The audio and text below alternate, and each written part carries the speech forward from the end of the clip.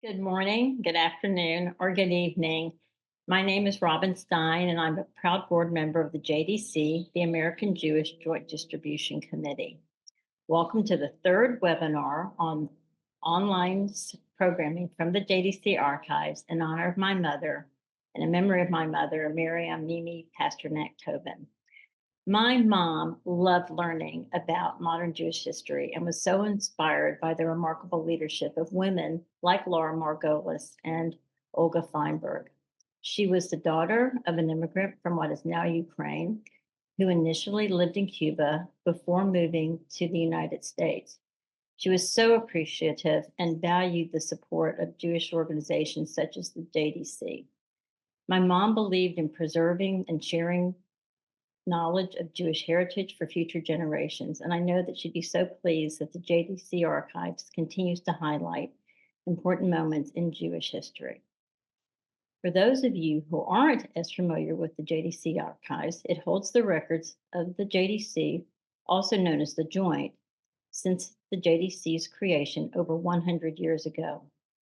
The JDC archives is one of the most important repositories of the study of modern Jewish history.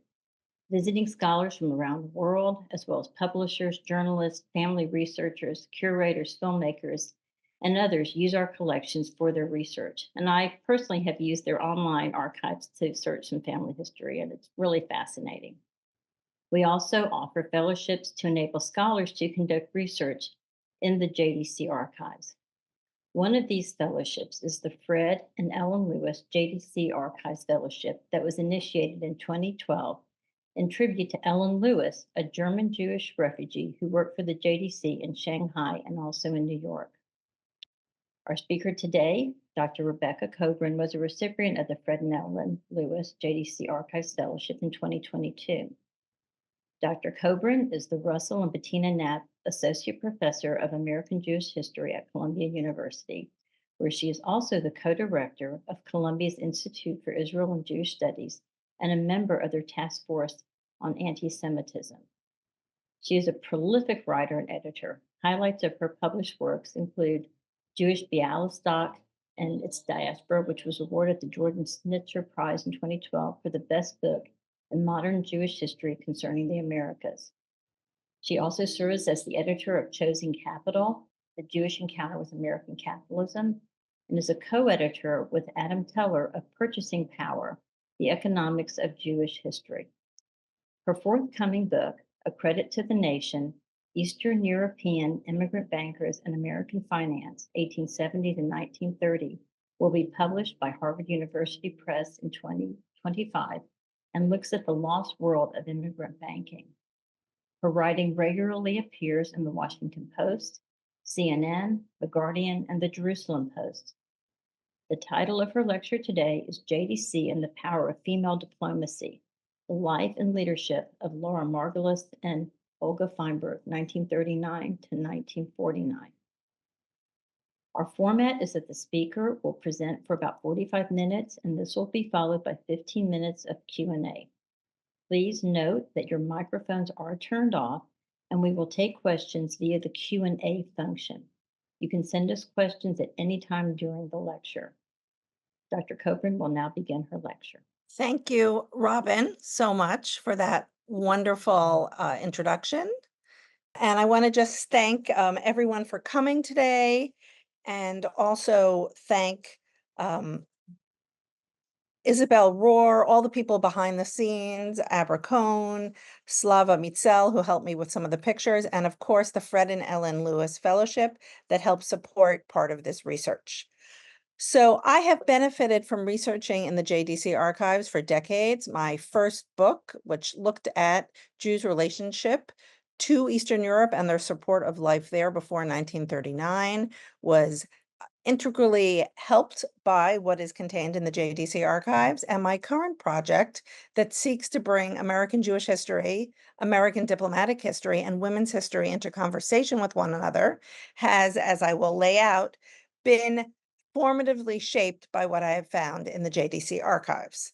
The JDC is central to any story that talks about American diplomacy and women, The archives offers researchers excellent resources that are untapped, that broaden how we conceptualize and narrate not just American Jewish women's history, but American diplomatic history itself, and how we understand America's engagement with the world. Indeed, today, before I begin, I just want to acknowledge that we are in a particular historical moment. And indeed, the JDC archives has much to say about many of the themes that I'm going to talk about gender, diplomatic history, and Jewish history. The past indeed informs the present. As the United States is pondering electing perhaps its first female commander-in-chief, the JDC has also been at a historic time, which I have been surprised has not received much attention, because in 2022, it had appointed Ariel Zwang as its first female executive director.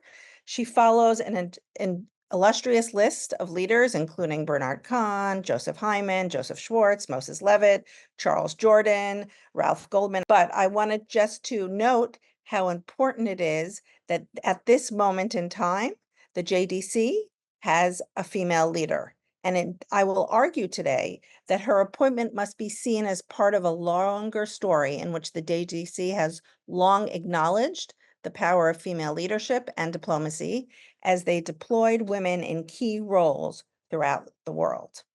Today, I'm just going to examine two of those women with you. Laura Margolis, who was born in 1903 and died in 1997, about which many people know, and Olga Feinberg, about which less is known, who was born in 1889 and died in 1977. They are the two first female country directors appointed by the JDC in the 1940s. They operated in very different arenas, but both played a key role in addressing the needs of Jewish refugees throughout the world in locales spanning from Havana to Shanghai to Paris to Aden in Yemen.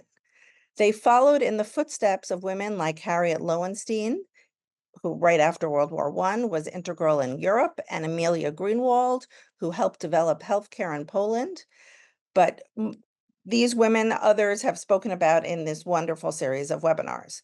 By looking at the activities and experiences of Margolis and Feinberg, with the hope of showing how the JDC archives contribute much to not only our understanding of Jewish history, but the realms of American diplomatic history, I have decided to focus on just one decade because there is too much material to speak in full about both these women's lives.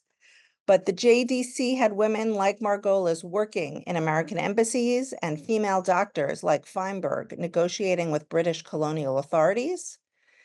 Indeed, it is crucial when thinking about them because while gender is widely discussed and women in most areas of American history and diplomatic history, and this is a quote from Caroline James, who's a very famous diplomatic historian, quote, "If women appear, they are wives or daughters.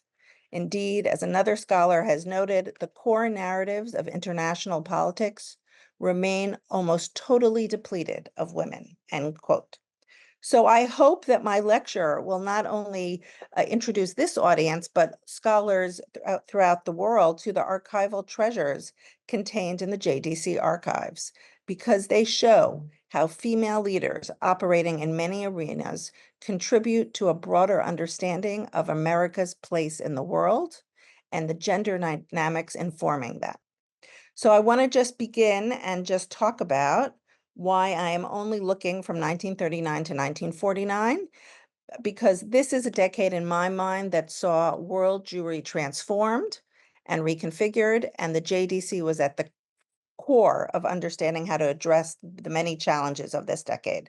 So first, to paint in very broad demographic strokes the shift of what takes place between 1939 and 1949.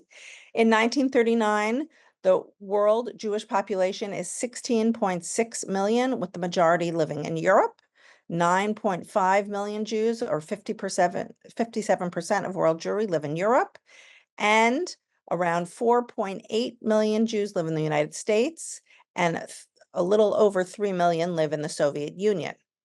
In 1939, the United States had a little under 30% of world Jewry, living there, but there are Jewish communities throughout the world in places like Yemen, which we will hear about.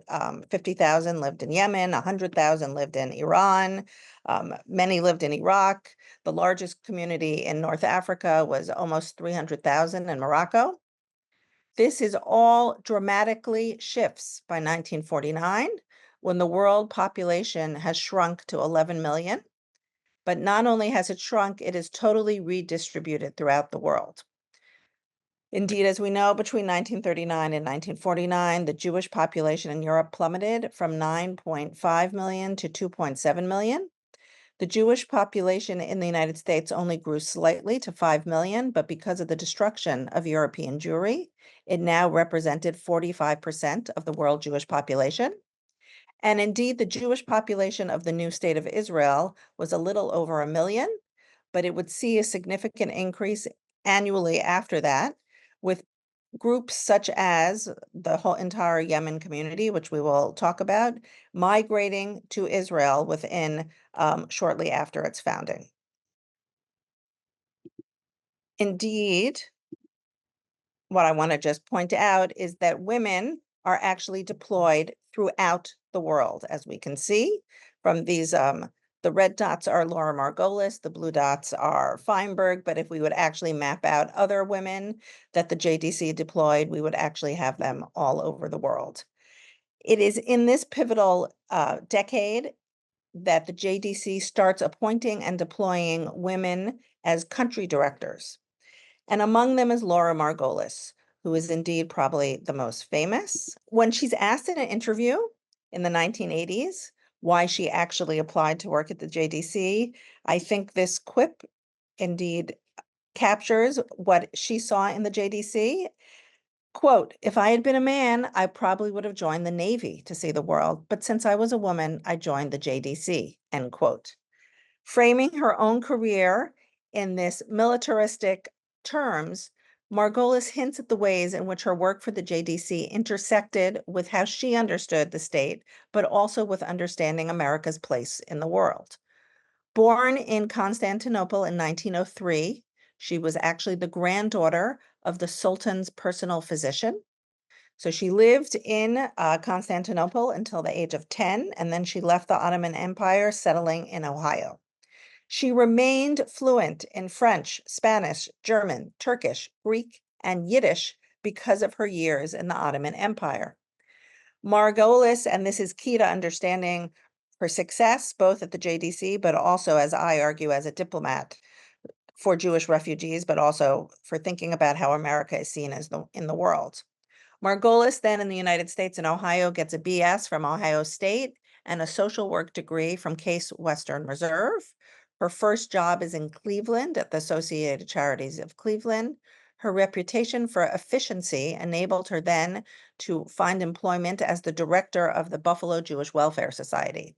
It is from here that the JDC hears of her and is attracted to her fluency in many languages, particularly in Spanish, because of the thousands of refugees stranded in Havana who are looking for visas to America. So it is not only European Jews there are many Ladino Turkish-speaking Jews as well. So in 1939,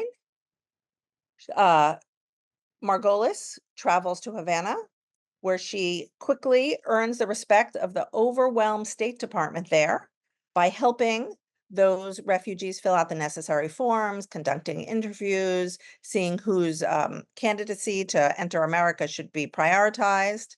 And indeed, both the State Department and the JDC staff who interacted with her were overwhelmed by her efficiency, her ability to work in many different languages at the same time, and saw her as a partner, enabling the JDC to work hand in hand with the State Department. Margolis's mastery of administration led directly to her ability to act as a diplomat. She often, 3 times, met with Cuban President Bru, and she would meet with him and obviously speak in Spanish to discuss her meeting with detained refugees, often securing their release. Her success in Havana also stemmed from the fact that she understood that as a woman, and this is to use her words, she could, quote, work in the shadows, behind the curtains where no one would suspect that she was a person with any authority, end quote. So indeed, many of the migrants, Jewish refugees in Cuba, bought illegal landing permits on the black market. Indeed, this would be a problem if you got picked up and arrested, because if you're arrested in Cuba, you will not be allowed entrance into the United States. So this is what she would often do. She would often go out at night to people's homes to help them stay ahead if she knew that they might be picked up soon, advising them to move so that they could stay safe. Indeed, these are some of the ways in which Margolis worked within legal norms, but also subverted them. And indeed, she would claim it was all possible because she was a woman. Her efficiency and linguistic abilities led the United States State Department officials in Cuba to request that the JDC transfer Margolis halfway around the world to Shanghai, where refugees were flooding and the consulate there was totally overwhelmed. As Margolis described it in her autobiography, despite being inundated with work in Havana, she received a call one day from her boss in New York, Moses Levitt, asking her if she ever wanted to go on a trip to China. She thought he was talking about going on a vacation, and she said yes. Indeed, she then was deployed to Shanghai, and as she said, I have the State Department to thank that I was sent to China, and I'm not exactly sure I should thank them, end quote, because we'll hear about her experience there. But it is crucial to point out that the JDC would have never sent her to Shanghai if the US State Department had not requested it. Indeed, this points to the ways in which the JDC and the State Department did work hand in hand. And it is important to understand that in many ways, when we think about diplomatic history, we often only think about the American state, but we need to think more broadly. Here are two shots of Margolis when she is on her way, ending up her time on her way to Havana. It's the first shot from 1939, and the second shot is a portrait when she's right before she's sent to Havana. To Shanghai, excuse me. So the question is, why Shanghai? So Shanghai, as we know, holds a very special place in the history of Jewish refugees during the Nazi era. For Jews in pre-war Greater Germany, that's Germany and Austria, with no prospect for an immigration visa anywhere, the one destination that glimmered for them on the end of the earth was Shanghai. Since the 1840s, Shanghai was one of 5 cities open to foreign residents, and officials had no right to ever refuse someone from disembarking from a ship, an American or European, as long as they paid the $3 landing fee. Thus, the allure of Shanghai, particularly for German Jews and Jewish Austrians who are being refused visas all over the place, became apparent. In 1939, there were 17,000 Jews in the city. Of them, 5,000 had been there before. 12,000 had flooded in, but by 1941, there are 22,000 refugees in Shanghai and no communal infrastructure to deal with these refugees. The chaos and squalor that she saw in the refugee camp made her work both for the consulate, and she decided to work both for the consulate and for the organizing the community. And indeed, from the moment she arrived in Shanghai, Margolis never gave up an opportunity to not only do her work in the consulate, but to go and meet with other diplomats and ask for help. All these negotiations, as she noted, took place at night in dance halls. And this is a quote from her: "Life became one round of partying and social activities. I'd flown out with a minimum of luggage and just work clothes, but I couldn't function unless I had a different evening dress every night." End quote. Indeed, the insurance claim on her after she was repatriated in a prisoner exchange has claims for over 10 evening dresses, evening bags, and custom jewelry, which were all confiscated along with her household items. In short, Laura Margolis practiced what I'm calling partying diplomacy and acted as a diplomat. She would once say in an interview, I went out to help refugees as my job and found myself dancing, end quote. Her dancing enabled her to develop key relationships with both Japanese figures and wealthy members of the Jewish community. These relationships were key, along with others with members of the US consulate, who she visited daily, and indeed her office was actually in the US consulate. So the JDC office initially was in the US consulate. The JDC said they had little fear for her safety in view of, quote, her good personal relationships that she has achieved with both the American consular and with Captain Korishiga Inuzuka, who was the Japanese captain in charge of the Jewish settlement in Shanghai. But soon, she and the refugees both became trapped in a city under Axis power once World War II broke out. Her activities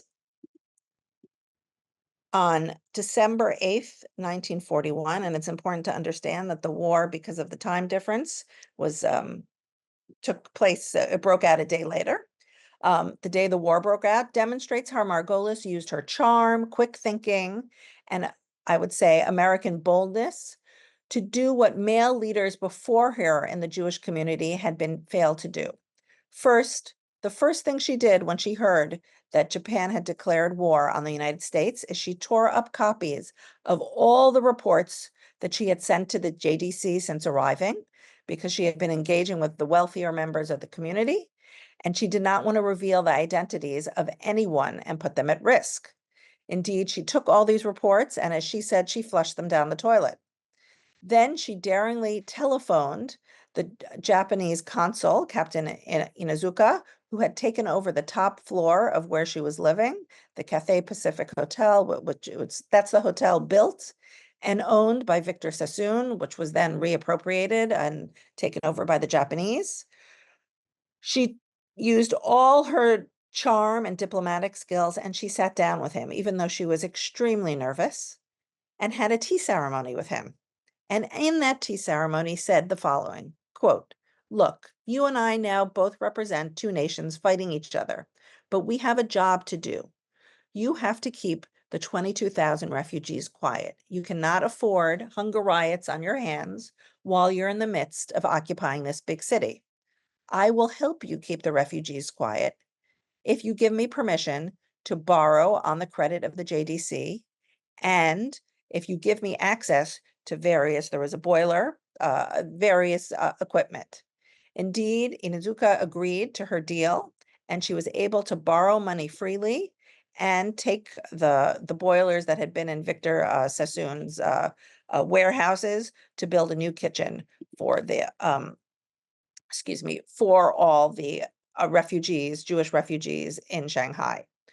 But I want to just emphasize her success with Inuzuka was not inevitable, and I believe is rooted in the fact that as a woman, she was not seen as an agent of empire. He makes very clear that he will not deal with the former head of the Jewish community, a man by the name of Captain Hertzberg. She is seen as being more deferential and recognizing that he is the person in power. Understanding when to be assertive, when to go dancing, when to be deferential is what made Margolis the effective advocate for the Jewish community. What she did in 2 short years is no small feat.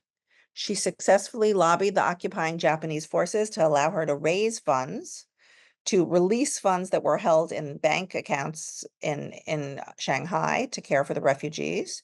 She set up a more efficient kitchen to serve them so the money would go further. And she successfully helped make the wealthier members of the Jewish community see their plight as bound up with the refugees. The refugees had not been seen as their problem, and she made sure they did see it. The offers of credit from the JDC, which she even offered after she's imprisoned in 1943, is in order to ensure that the refugees would be financially cared for even when she was not there. She is ultimately interned by the Japanese in February 1943 as an enemy alien, and is then released in a prisoner of war exchange in September 1943. Margolis is ordered to leave China with just a single dress and one pair of shoes. Margolis is not allowed to bring any papers with her, and this is what she writes. The repatriation went like this. We are not allowed to take any written material with us, and we are told that there will be careful inspections of our bodies to make sure we are taking no materials out of Shanghai, end quote. Concerned that she would be forced to reveal who were the wealthy Jews in the community who were supporting the refugees that she had raised money from and the JDC would be repaying after the war, and cognizant of her promises to them, she came up with the most inventive way to protect their identities and get the information out, something only a woman could do. What I did, and this is a quote from her, I took toilet paper, I wrote down all the facts and figures and names on that toilet paper because I could not trust my memory. I rolled it up like a very fine cigarette and stuck it into my panties, end quote. Called this in a separate her panty diplomacy.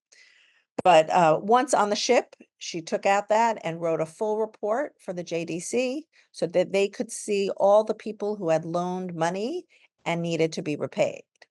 While aware that she may be subjected to being checked, she understood gender dynamics that shaped how Japanese interacted with women like her in Shanghai. She assumed that no Japanese official would ask her to take off her underwear when boarding the ship. And indeed, this made her um, available to you with discretion and ingenuity, provide much needed funds for the refugees. After spending some time in the United States to recuperate from being a prisoner of war in Shanghai, Margolis is then sent to Portugal and then is the country director of France, where she arrives in 1946 as to direct JDC's office in Paris. In France, a politically diverse group of Jewish leaders who had organized Jewish self-help and resistance under the occupation grew increasingly resistant and adversarial to the JDC, which they saw as making decisions on their behalf. By the fall of 1947, Margolis, with her linguistic, she's fluent in French too, with her linguistic abilities, manages to convince this group to establish a new organization modeled after the United Jewish Appeal, which could serve as the French successor to the JDC and could share power. The fact that Margolis did this should not be taken lightly because the person preceding her as the country director in France was a man, could not get them, the members of the French Jewish community to even sit with him. In contrast, Margolis's accommodating and humble attitude, and that is according to Laura Hobson-Four, who has written a beautiful book about Margolis in France in the aftermath of World War II, along with her mastery of French, which saw the French Jewish community as she saw herself as part of them, helped her garner more support among local Jews. And indeed, as the only female Jewish leader in a place like France, Margolis learned to walk softly, honing her ability to negotiate with many powerful men. I should note, all the members of the French and representatives of the French Jewish community were male. Next slide. Oh, here she is, I should just say, with Eleanor Roosevelt, who on a break from UN services or setting up the UN, she takes her to one of the many orphanages that is established in France in the aftermath of the war for Polish Jewish orphans. Next slide. So now I'm going to be talking about someone we know less about, but who knows that walking softly and negotiating, often in a non-conflictual way, is key to success. Indeed, that is what Olga Pickman Feinberg did in the late 1940s in Aden. On March 5th, 1949, we have this New York Times headline saying, quote, "A woman doctor carries out Operation Magic Carpet." The article describes a plump woman with gray hair, casting her, I would say, as a grandmother, who, quote, in the next slide, please, successfully placed 4,000 Jews from Yemen who had been wandering hungry and homeless on the streets of Aden for months onto a plane to go to the new state of Israel, end quote. The challenges of placing these Jews on planes, as the New York Times added, was immense. Not only did she have to diplomatically make deals with the British colonial authorities, but she also had to negotiate with the passengers themselves, who had never flown on planes before. And indeed, one group who was cold on the plane and built a fire on the plane made evidently clear that they did not understand what was actually involved when one flies on a plane. This plump Jewish woman with gray hair is none other than Olga Pickman Feinberg.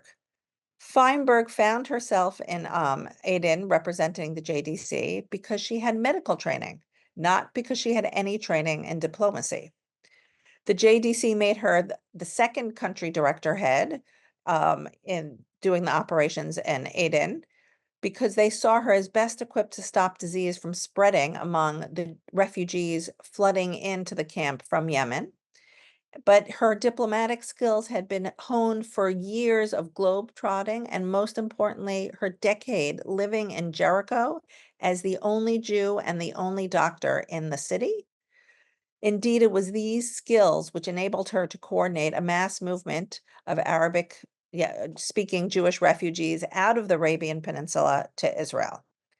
She is known as to be fearless but firm, but often very soft-spoken, and was known to not pursue conflictual diplomacy. What I would say, she wanted dialogue.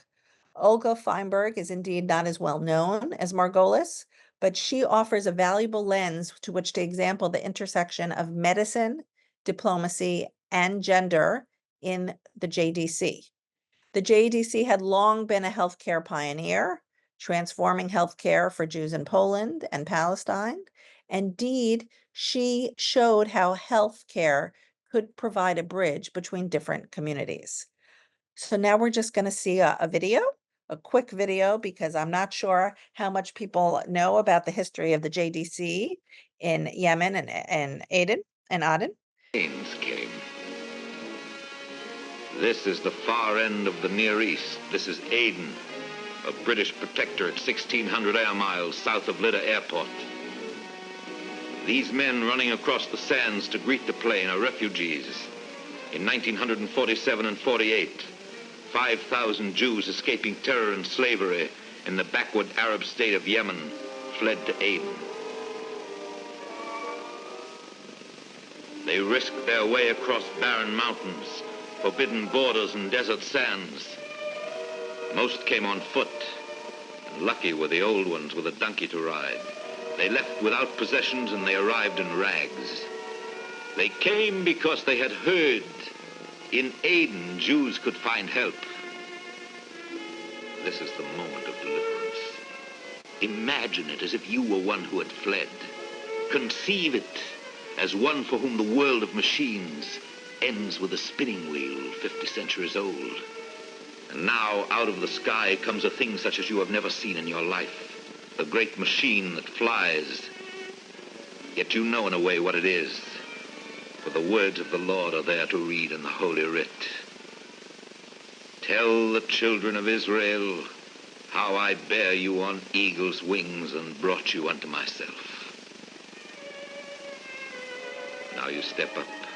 I want to just say about that video, we have to understand, we have to analyze all our sources. So the Jews in Yemen had probably never been on a plane, but they had all seen planes because the Royal Air Force had their main base in that city. And indeed, the area in which Jews were from and the Arabian Peninsula had been bombed by British planes for some time. So they had seen planes before, but they had never been on them. But it's important to think about what this video is trying to say, how biblical and how different these are. So who is Olga Feinberg and why does she end up in charge of the Jewish refugees coming from Yemen and bringing them to Israel? She is born Olga Pickman. Can we go, let's to the next, yes, thank you. She is born Olga Pickman in Russia in 1889. and shortly thereafter emigrates to Bulgaria, where she completes her medical degree in Zurich, goes back to Bulgaria and is a medic in the Balkan War, and a year later emigrates to the United States, where she works as a physician in New York and then Chicago. In 1916, she marries Samuel Feinberg, another doctor who would die in the Spanish influenza epidemic in 1918. She never remarries, but continues to practice in the United States until 1927, when she then decides to join her brother, Alexander Pickman, who works in the Bezalel Arts Institute, in Palestine. She claims to be working for Hadassah in their healthcare organization, but actually moves to Jericho after being invited there by the local mufti, after she just by traveling around the Palestine, treats a sick child of a dignitary of a city notable in Jericho. And she remains in Jericho for a decade as the only doctor there on a permanent basis and, quote, known as the only Jew in Jericho. Next slide. Indeed, we don't have pictures of her home or the small clinic that she built on the plot of land that the Mufti of Jericho gave her. At the clinic, she saw patients every day and is the only permanent medical authority in the city. She often is known to have taken her donkey out to the Bedouin encampments and small villages around the city, sometimes in the dark of night, winning wide respect, as described by Canadian Molly Lyons, who stayed with her, and many people stayed with her, who wrote in 1929, quote, in addition to her routine duties of treating diseases and setting broken legs and prescribing for all ailments, she would receive calls which might have balked one of fainter heart. Many were times she was called out to the hills to treat lawbreakers who had been injured in frays with the police. Sometimes she was called to treat the police wounded on duty, and once she was called to sew up 7 people who had been mauled by a hyena. End quote. She quickly learned Arabic, and after several years, she opened up a small hospital next to her, where she single-handedly eradicated trachoma in the district. And the Arab population is saying as loved her. They called her Yeda, the courageous one, probably because she fearlessly would go out at night. And indeed, because of her globe-trotting, she is fluent in Hebrew, Arabic, German, Bulgarian, Russian, and Yiddish. With this facility in languages, she quickly made her home into a unique center for dialogue, culture, and social gatherings among Jewish, Arab, and British guests. Next slide, please. Feinberg her home was said to have been rather flamboyantly designed, but she always hosted public figures visiting the area, among them such as Arab dignitary Chaim Weitzman is one of them, the Emir Abdullah of Transjordan, Hadias Hilmi II, and King Fahd of Egypt. She also was the host for the leading leaders of the Peel Commission in 1936, Commissioner Arthur Wottrop. Thus, her home as the lone Jewish doctor became a hub for cultural, social, and sometimes political encounters, a neutral space where everyone could express their opinions without fear. As one newspaper commented, quote, the doors were always open to anyone who sought Dr. Feinberg's company or advice. Indeed, next slide, her life in Jericho would go without almost interruption until 1936, when the Arab Revolt would break out. Indeed, she's at her house when it is set afire. She's with her brother and a visiting British officer. The 3 of them flee, but then after she comes back 2 days later, she decides, even though her home and property are badly damaged, she rebuilds and returns to serving the population. As she said in the newspaper, I stayed here because my Arab patients are not afraid of me and I am not afraid of them. Unfortunately, 2 years later, on September 16th, 1938, her home is attacked again, and this time it is burnt to the ground. She hides in the adjacent garden, and she is smuggled out to Jerusalem by a local driver who the local population thinks very highly of her. And it is there that the destruction of her home, her hospital, and her clinic is covered very widely in the Hebrew and English press.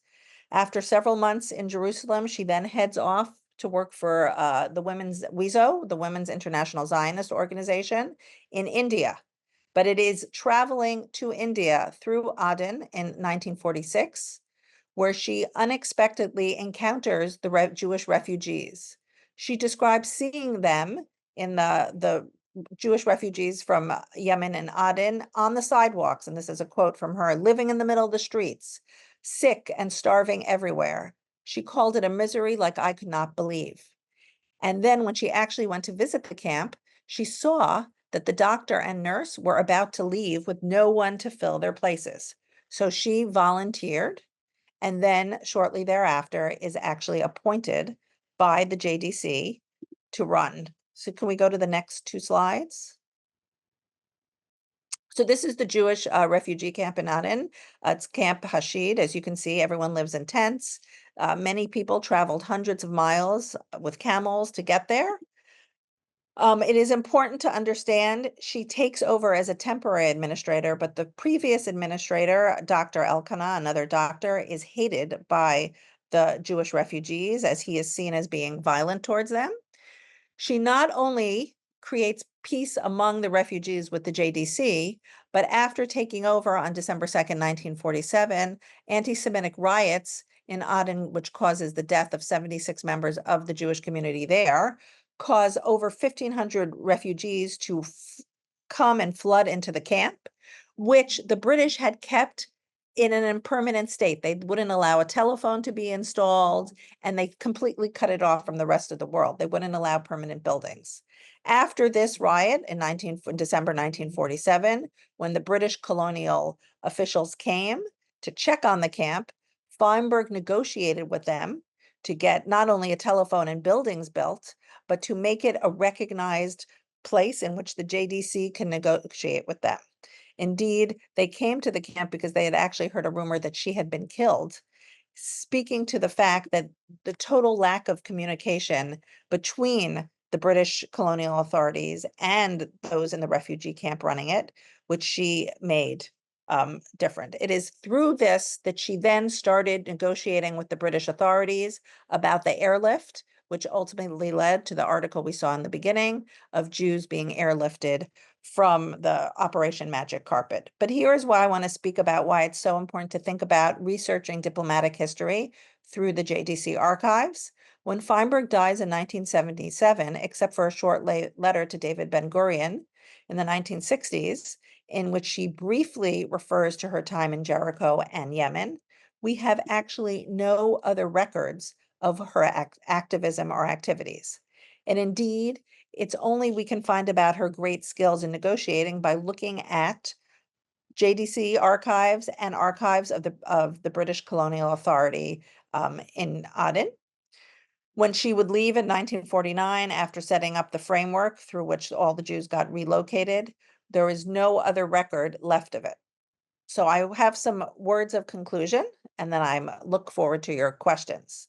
Both these women forced scholars, I argue, to think anew about the ways. Sorry, I will just go through the pictures. This is about the medical care. This is why she was actually there, to provide medical care. And then the next slide. That's actually a picture of Olga, the Olga Pickman and the 19935. Next slide. Okay, this is where we're going to end.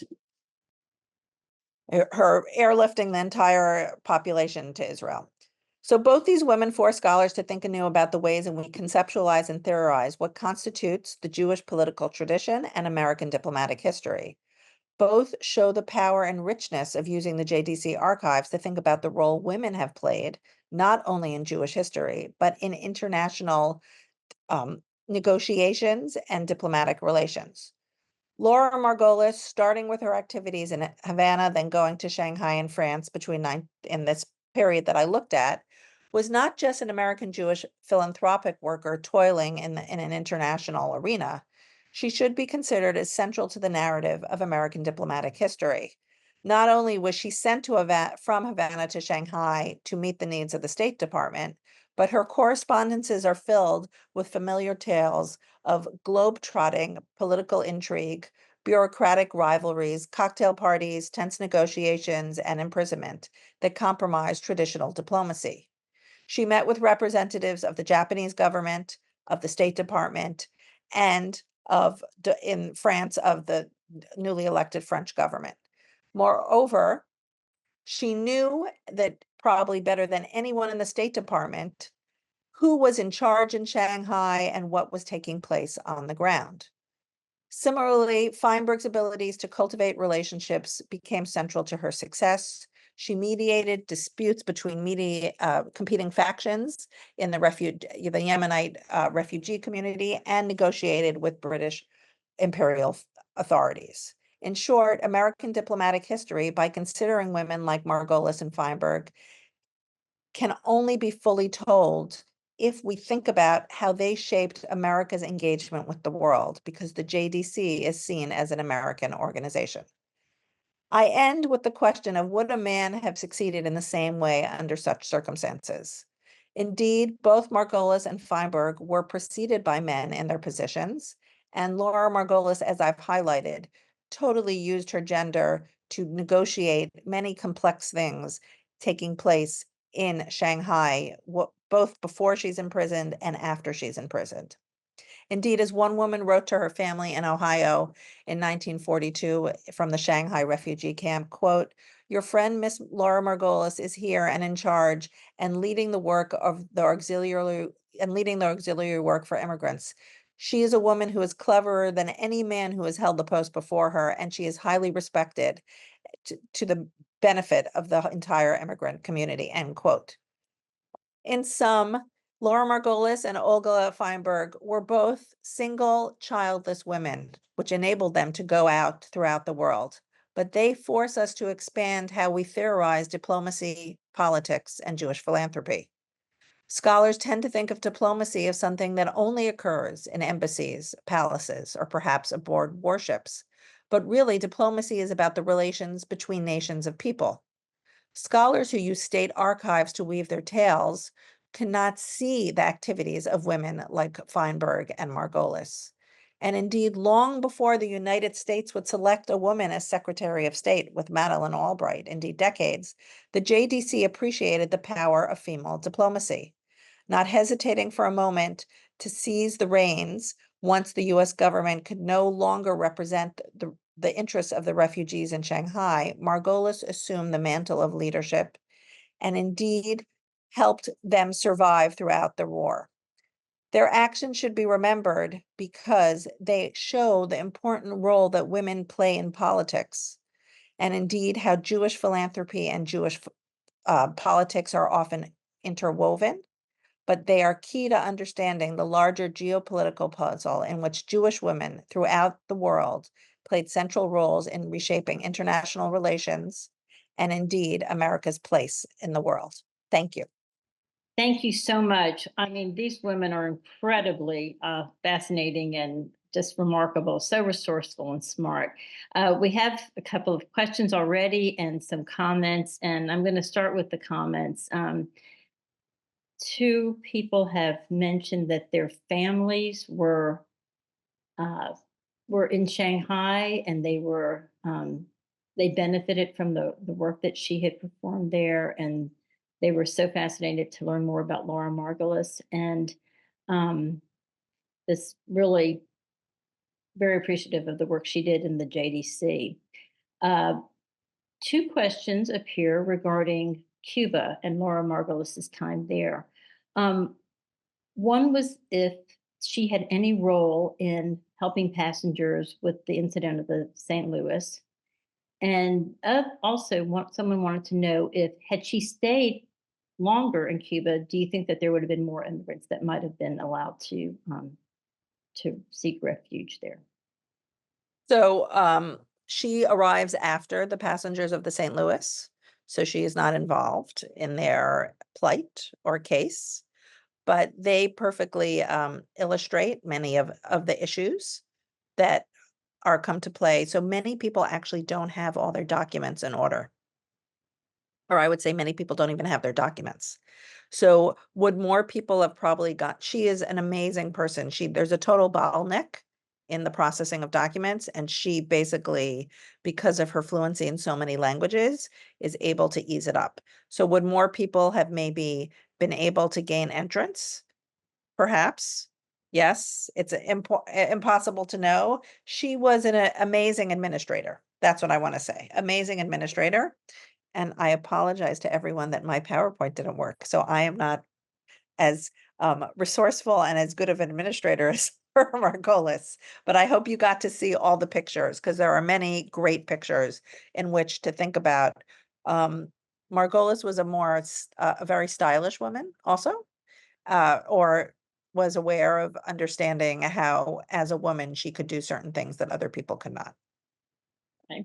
We have 3 questions, different topics, but one regards both Olga and Laura, and someone wanted to know if they had made connections between the Ashkenazi Jewish community, which held most of the political power at the time, and the Sephardic or Mizrahi communities, and what can that teach us about the relationships between those different segments of the Jewish world at the time?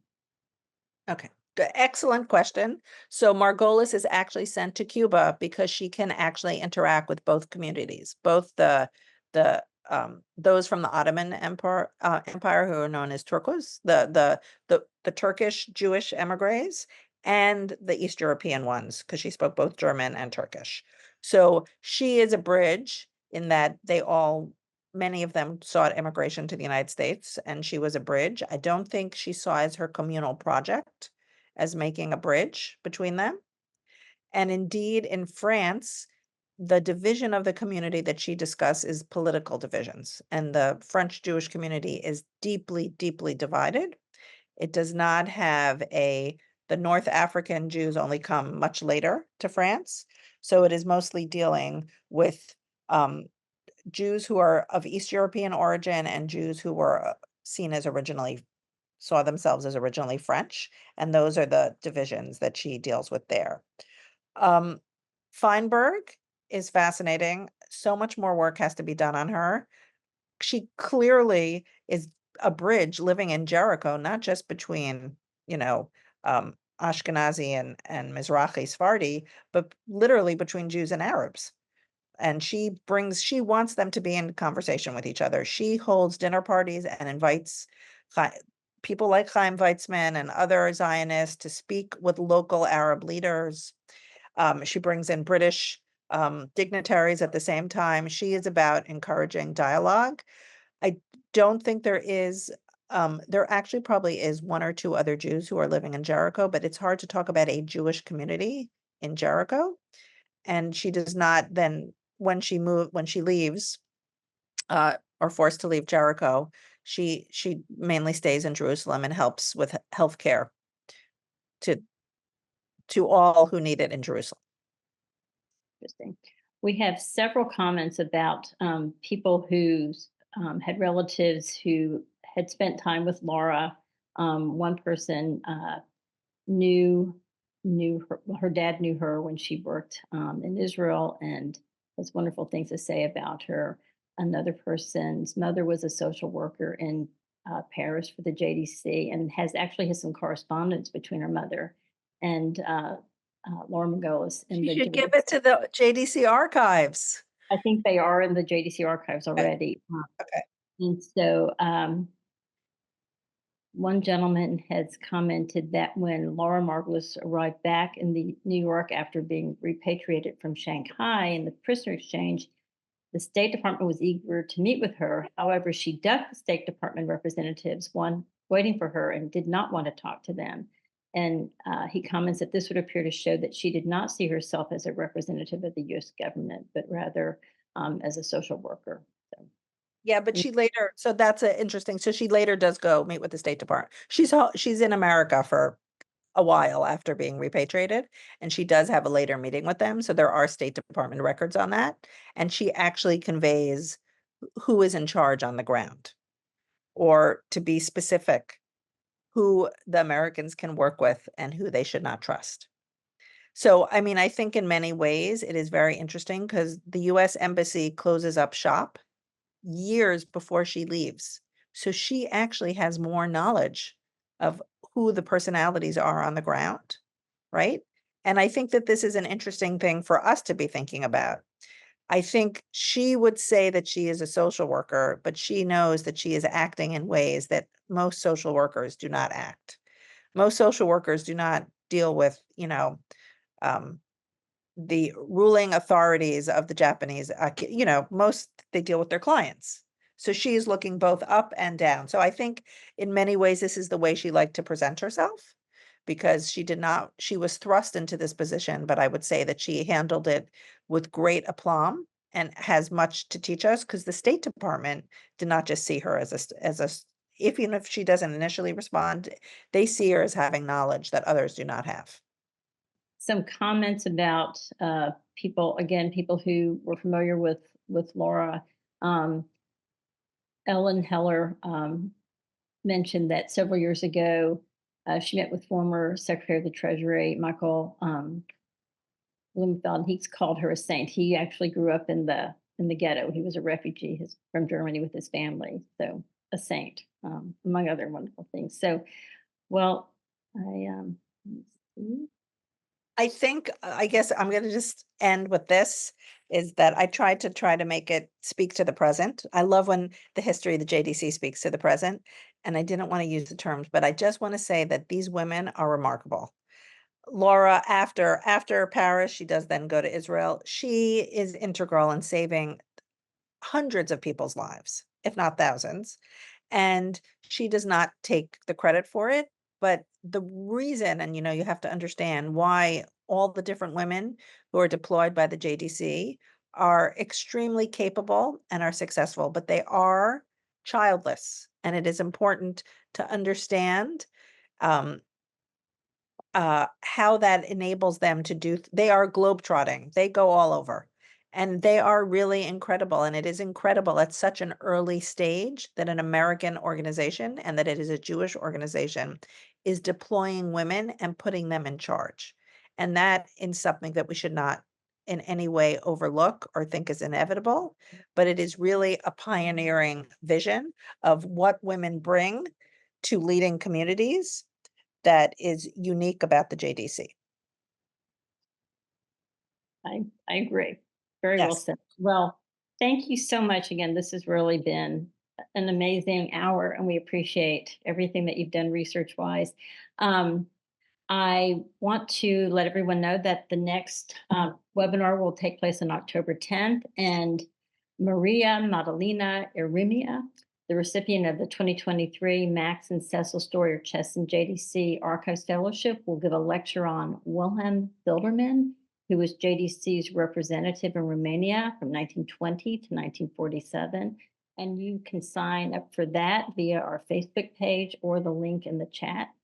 Also, please sign up for our e-newsletter if you would like to be added to our mailing list for upcoming public programs.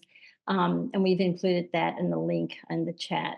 So on behalf of the JDC Archives, I want to wish everyone a very happy, healthy, and peaceful new year. And again, thank you so much for joining us.